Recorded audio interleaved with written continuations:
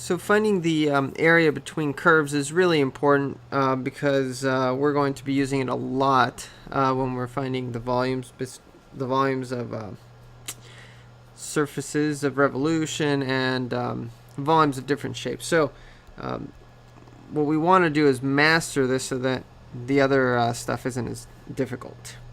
So I've got three different situations here, and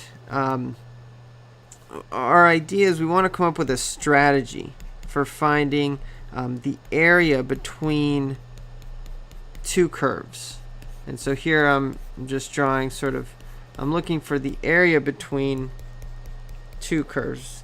And so, the basic idea is that you have these two functions, and then remember, when you find the integral of a function, it'll give you the area underneath the curve up to the x-axis. So let's say we're just looking at this picture right here.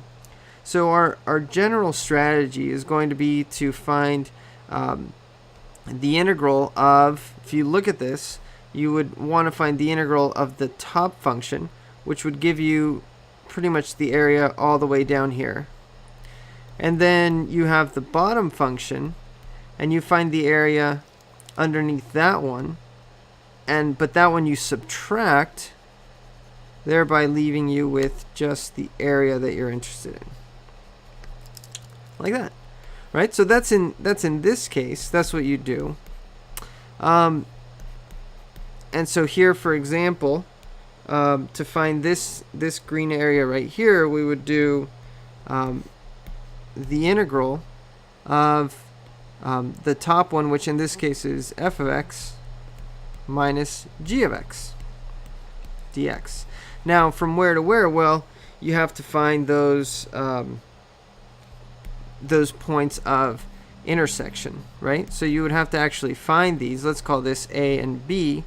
And so to find these, you would be looking for where they intersect, or in other words, you would set f of x equal to g of x, and you would solve that equation. So actually, this is usually the hardest part. Not really the integral, but actually solving the equation. So, but anyways, now let's take a look at this one. Well, this one is, in the beginning it sort of looks like you have to do something completely different, but not really, because if you look at this, if you find the integral of f of x, you would get this area right here. And then if you find the integral of g of x, you would get this. But notice this is below the x-axis, so this area is going to be negative. So notice that if you do the same thing, the integral from a to b of f of x minus g of x, this is completely going to work, because notice that g of x is going to be negative, and so when you apply this negative, it's going to actually add it, which makes sense, right? Because you want to add this area right here, and then plus you want to add that in absolute value. So again, when you're finding the area between the curves, what you're looking for is the area in absolute value, so you don't care about above or below. And so this magical formula here just kind of works for all the cases. Now you can have some trickier situations like this, where you have three points of intersection. So let's call this point A, this point B, and this point C. Now in this case, notice how you can apply the same strategy, but to actually find the area underneath the curve, you're going to have to split this up. So you're going to have to go the integral from a to b, and then you would do f of x minus g of x, and then plus you're going to do the integral from b to c. But now notice that in this case, g of x now is the one that's on top, and so you would do g of x minus f of x in this, for this section of it, dx. So what we say is that in general,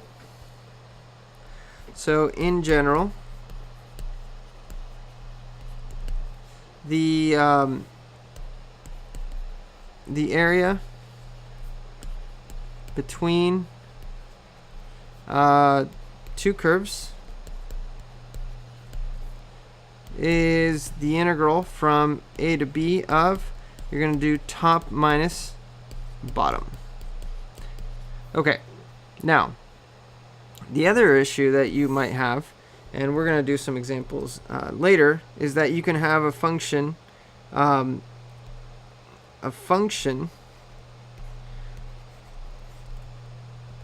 y. So for example, g of y and f of y. So you can have, you know, something that looks kind of like, let's say f of y, let's color it in red. Let's say it looks like this. And let's say g of y looks like this. And so, you know, you're maybe not used to graphing functions like this very much, but you can also find the area between the curves here. And in this case, your integral is going to be, again, from a to b. But now in this case, your a and your b are now y values. And you're going to do right minus left with respect to y. And so because notice that when you have a function with respect to y, the positive values are over here on the x-axis. So here, for example, this f of y right here is larger than g of y. And so it's kind of like this one right here, analogous to this. This one would be the top, the right one. And this one would be the bottom, or in this case, the left one. Okay, so let's do an example.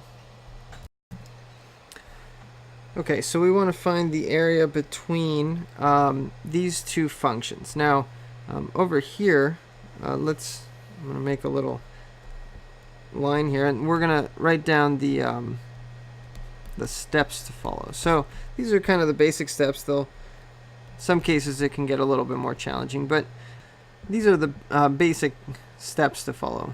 The first thing you want to do is you want to draw a picture.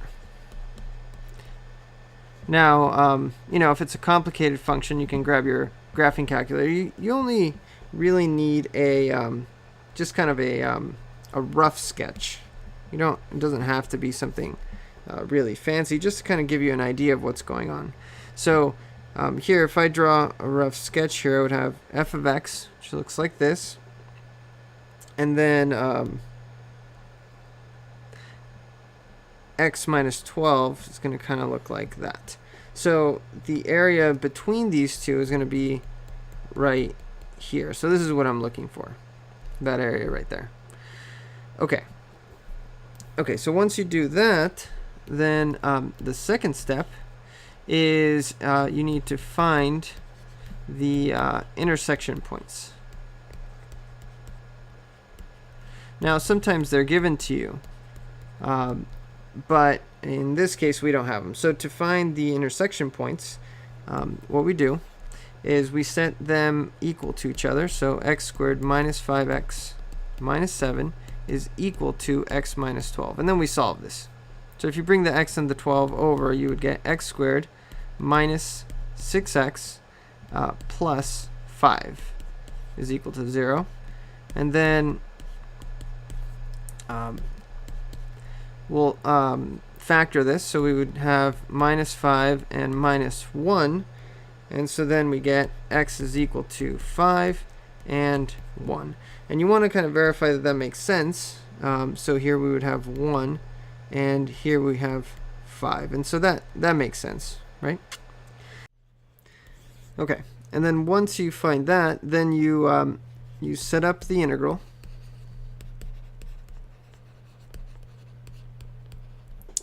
And this is going to be either, you set it up as either top minus bottom. That's when you have a function that's with respect to x, or you do right minus left. If you're doing it, you have a function with respect to y. So, okay, so let's do that over here. So here I get the integral from 1 to 5 of the function that's on top, which is x minus 12, and then minus the function that's on bottom, which is x squared minus 5x minus 7. And then all of this with respect to x. Okay, so then we'll simplify this a little bit. This is the integral from 1 to 5. X and then plus 5x, that's 6x. And then minus 12 plus 7, that's minus 5. And then minus x squared, all with respect to x. And so then we get the antiderivative of this. So this is going to be 3x squared minus 5x minus x cubed over 3. This is evaluated from 1 to 5. Okay, so then we just plug it in. So plug in 5. 5 squared is 25 times 3 is 75, and then minus 25 minus 5 cubed, which is 125 over 3. And then minus, we plug in 1, so we would get 3 minus 5 minus 1/3. And so then let's simplify this a little bit. These two, if I add these two up, I get 50. And then if I combine this negative 125 thirds and then plus 1/3, that's going to be negative 124 over 3. And then this is 3 minus 5, that's negative 2, so this is going to be plus 2. Okay, so this is equal to 52 minus 124 over 3, which is 32 thirds. Okay, so we need to find the area between these two functions. Now notice that you hit a little snag when starting on your first step, because these are functions of y. So you're not used to doing functions of y, and also if you're using a calculator to graph these, your calculator probably doesn't graph these kinds of functions. So I'm going to give you a really easy way to graph these. Basically what you do is pretend like these variables are switched, and you're just graphing, for example, y equals to x squared minus 5 and y equals to 3 minus x squared. These you can graph, right? So x squared minus 5 looks like this. 3 minus x squared looks like that. And so all you have to do is you basically just, to graph these, is you just rotate the entire thing, the entire axis with the graphs 90 degrees. And so then what your graph looks like is it's like this, but just flipped over. And so you have this function right here. Sorry, that one's supposed to be blue. This one is 3 minus y squared. And then you have y squared, minus 5. And that's it. So, that's an easy way to graph that one. So then your area is the one that you're looking for is right here. So then all you need to do is basically the same exact steps that we just did in the previous problem with x's. It really doesn't change much. It's just the graphing part is a little harder, but you just need to remember that your values that you're going to find are y values, and you're going to integrate with respect to y. But otherwise, it's exactly the same. So let's do the second step. We set them equal to each other. Okay, and then so we solve this. So let's bring over the y squared, and let's say you bring over the 5. So 2y squared is equal to 8. So this means that y is equal to plus or minus 2. So you divide by 2, get the square root of both sides. So that gives us these values. This is going to be -2. And this is going to be positive 2. So then our integral is going to be the integral from -2 to 2 of remember this case, it's going to be right minus left. So in this case, the right function is the one that's the larger function. So that's the blue one, 3 minus y squared. So that's going to be 3 minus y squared, and then minus y squared minus 5. So y squared minus 5. And then this is with respect to y. So notice that these two numbers, -2 to 2, those are the y values. And all of my variables inside are y's, and I'm integrating with respect to y. Okay, so now let's find it. Okay, so let me just move over a little bit. Okay, so then I have the integral from -2 to 2 of 3. Well, actually, this is going to be 3 and then plus 5. That's going to be 8. 8, and then minus y squared minus another y squared is minus 2y squared dy.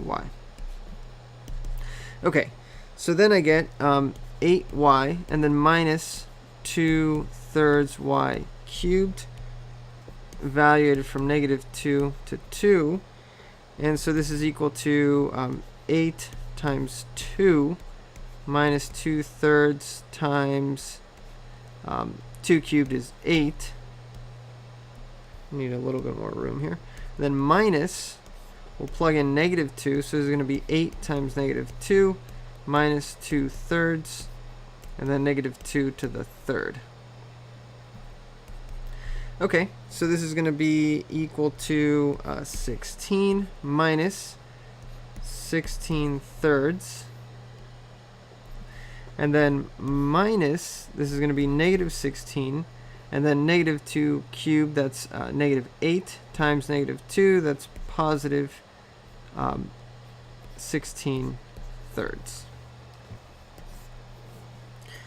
Okay, so then this is going to be 32, if I combine these two, and then minus 32/3. And this is equal to 64/3. That's it. So notice how, pretty much the same. Typically the difficulty is with the graphing, but if you just use this little trick that I showed you, that makes the graphing part pretty simple, and then the rest is just exactly the same.